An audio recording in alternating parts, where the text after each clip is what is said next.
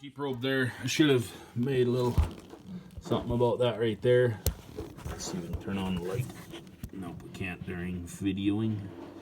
But I sent that ceramic downpipe. I sent it to, or dropped it off the welding shop, and they welded it up for me and put a.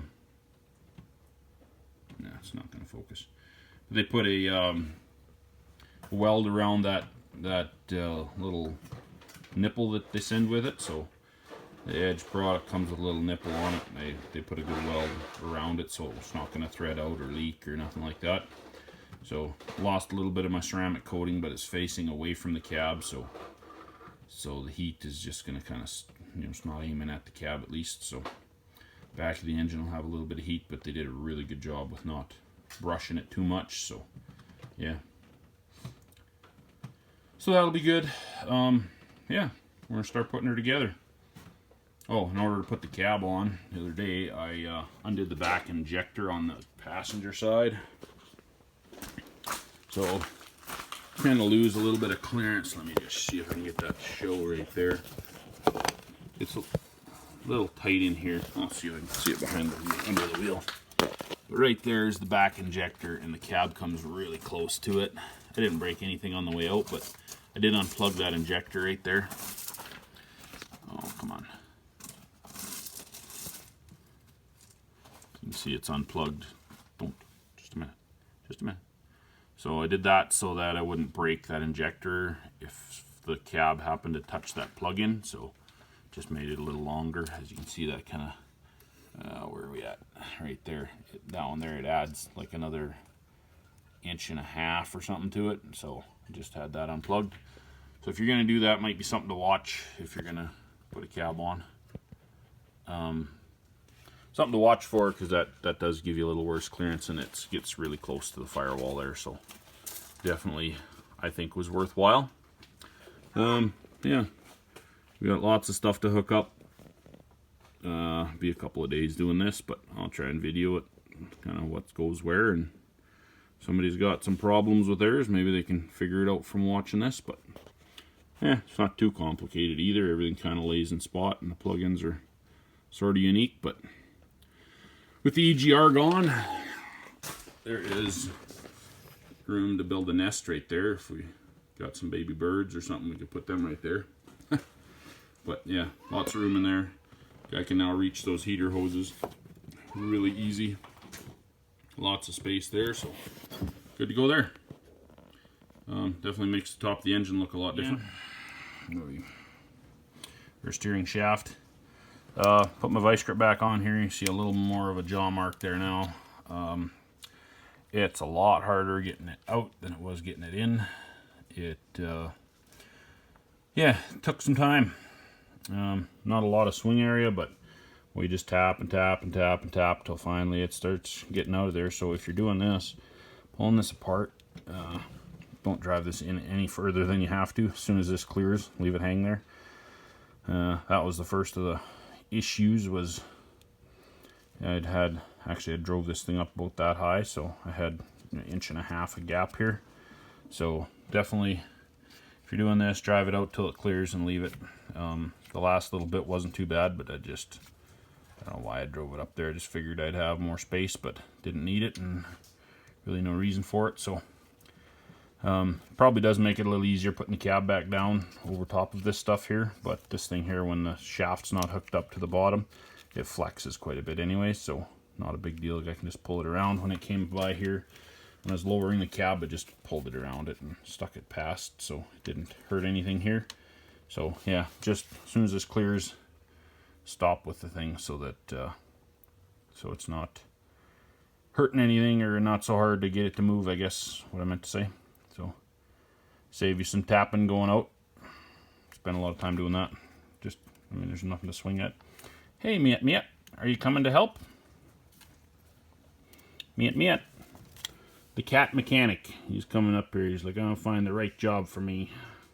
So lines are hooked up there and there. Had this done wrong, so I had these lines here on the wrong side of these brake lines. So have a look at it. The hydraulic lines for the brake booster got to come around to the fender wall side of the brake controller. So you know how that goes. Goes around that side. It wasn't a big deal. I didn't have this here torqued up anyways. And then right in here, hopefully you can see this right here. It's kind of got to lay just so, because if it's up too high, it hits the reservoir tank up here. So yeah, it's got to sit there so you can see it's clearing, and then it kind of rests against the bottom of it.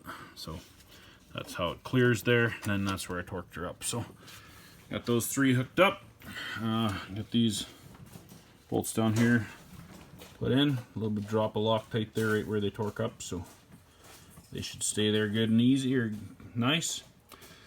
Yeah, on to the next step. Try to untangle all this wiring and put this breaker panel back in there, this fuse panel back in. So there's the bracket underneath, and then the wires that lay underneath the bracket, and then they come up around, tuck around it the way it all came apart. Some of them come in like this, and some of them come underneath and come around. So get all those figured out and laid in place, and screw that bracket down, and then put the fuse panel that's laying down there, put it back in place. So that's up next. The wire with the blue stripe goes around the side underneath this thing. Just kind of tucks underneath the corner there. See if I can show you. Goes in behind there, just sits under the corner of it. And then there's a bolt holds it down in the back right there. We'll get that bolt in there, and then one more bolt over here.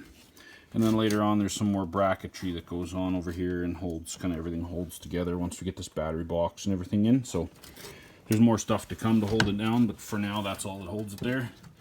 Blue one goes here in this corner, is the one that tucks underneath, and we'll find all the rest of them. They kind of are made unique enough to where you're not gonna accidentally put one in the wrong spot, because they kind of got different angles to them and whatnot. So as you can see, that one there comes in at that angle. This one here's got a different angle to it. That one there's straight, another straight one coming in, but that's a really long one. So yeah, we'll fiddle them in there, and looks like red is our angle over here, looks like.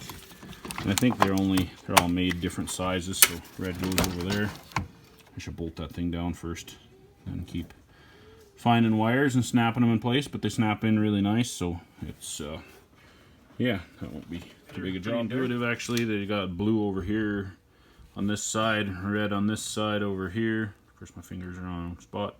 Red over here on this side.